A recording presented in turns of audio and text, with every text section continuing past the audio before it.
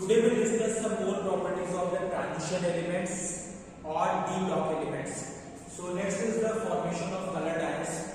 Most of the transition element compounds are colored in aqueous solution. This is because of the unpaired electrons which are present in the transition elements.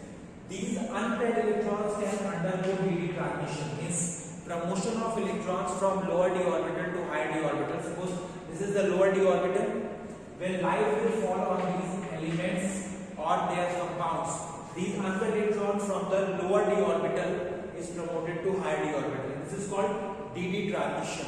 In color is mainly due to the promotion of electron from lower d orbital to higher d orbital, which we can say this is due to dd transition.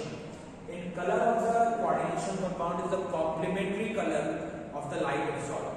Suppose a particular compound of the transition element or transition element itself absorbs certain frequency of the visible region, then the remaining portion will be transmitted from the element. In the remaining portion is the complementary color of that particular compound. So most of the transition elements are colored because of the presence of unpaired electron. When visible light will fall on the unpaired electron, these electrons are promoted from lower d orbital to higher d orbital, which is called dd transition. Only few elements in the d block are colored because they have all paired electrons. So whenever d subshell contains all paired electron or the empty d orbital is there, only then it is colorless or white. Otherwise, most of the time it is colored due to the presence of unpaired electrons. Next property is the alloy formation. Most of the elements of d block can form the alloy. Alloy is the mixture of two or more metals or some metals and non-metals. In the required condition for the formation of alloy is the maximum allowed difference between the radii of the elements whose alloy has to be formed is 15%. This is the maximum allowed difference. If the radii varies more than 15%, then alloy formation cannot take place. And as we know, the size of the transition elements or d block elements has very little difference between them. So these elements when combined together can form the alloy. For example, if we combine zinc and copper together, it will form brass, that is alloy. Or if we combine zinc and tin, it will form the bronze. So different metals of transition elements combined together with each other or with some non-metals as well and form the alloy. And the main reason for the alloy formation is the almost similar atomic radii of the transition element. That's why the variable difference is only 15% remains in their alloy. Next property is the formation of interstitial compounds.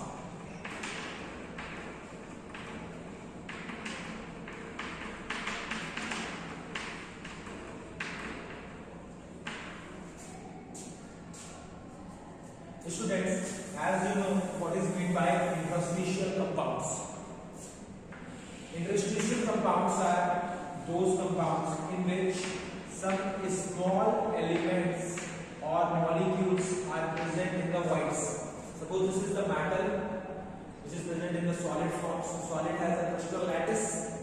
And after the close packing of the solid, suppose these are the metal atoms of the transition elements.